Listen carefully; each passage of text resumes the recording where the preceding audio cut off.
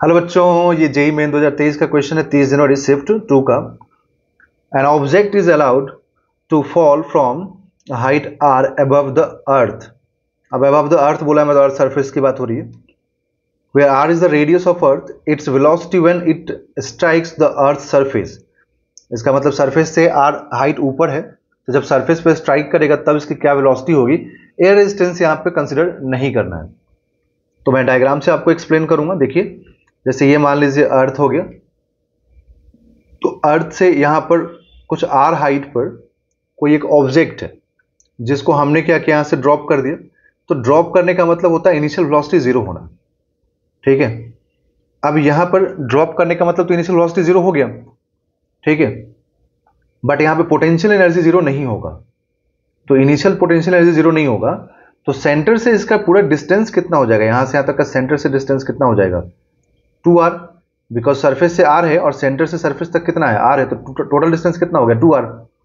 But जब वही object ground पे यहां पे स्ट्राइक करने वाला होगा, तब वो कुछ वेलोसिटी गेन कर लेगा, नीचे आते हैं तो कुछ वेलोसिटी भी गेन कर लेगा।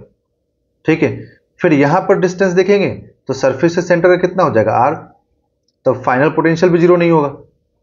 ठीक है, तो हमें यहां पर क्या करना चाहिए वेलोसिटी निकालने के टाइम पे, कि हमें अप्लाई करना चाहिए कंजर्वेशन ऑफ मैकेनिकल एनर्जी। ठीक है, सरफेस और इस पॉइंट के बीच में।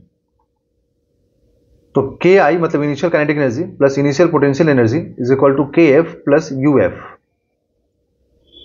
ओके, तो initial kinetic energy zero, because initial velocity zero है। हम लोगों ने क्या किया, उसको ड्रॉप किया। पोटेंशियल एनर्जी का जो सिंपल फॉर्मूला होता है वो क्या होता है, minus G M one M two by R, है ना। ये पोटेंशियल एनर्जी का फॉर्मूला होता है। तो अब सेंटर से डिस्टेंस देखना पड़ेगा ना यहां तक का। ठीक है, तो अर्थ और इसके बीच का पोटेंशियल एनर्जी निकाले अगर हम लोग, तो मान लीजिए पार्टिकल का मास यहाँ पर m है, पार्टिकल का मास दिया हुआ नहीं है तो आप m एज्यूम कर लीजिए अपनी मर्जी से। तो आप लिखेंगे माइनस, क्योंकि पोटेंशियल एनर्जी नेगेटिव आता है because of attractive force.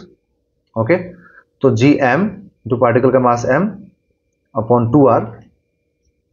Final kinetic energy में तो हमें ये चाहिए वेलोसिटी, इसलिए हाफ एम वी स्क्वायर लिखेंगे।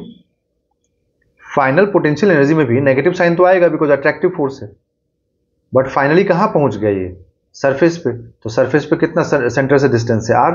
यहां पे कैपिटल M क्या लिया मैंने, मास ऑफ अर्थ। ओके, ये स्मॉल m कॉमन होकर कैंसिल हो जाएगा।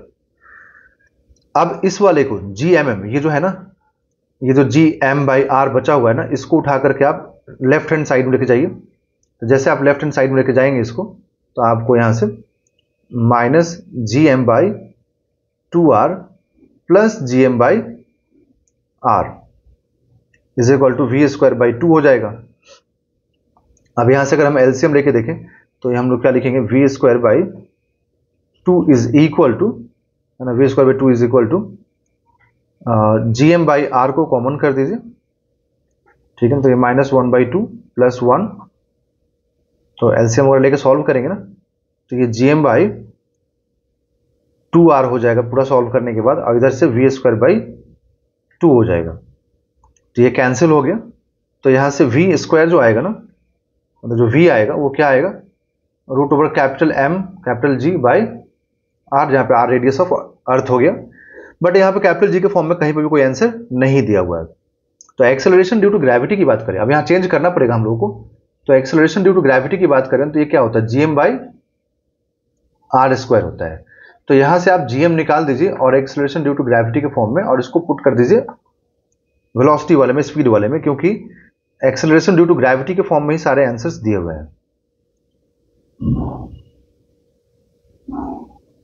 तो रूट ओवर GR, ना, रूट ओवर GR। तो option number 2 is a right answer. जब ग्राउंड पे स्ट्राइक करने वाला होगा ना अर्थ सरफेस पे, तो किस स्पीड से स्ट्राइक करेगा, रूट ओवर GR।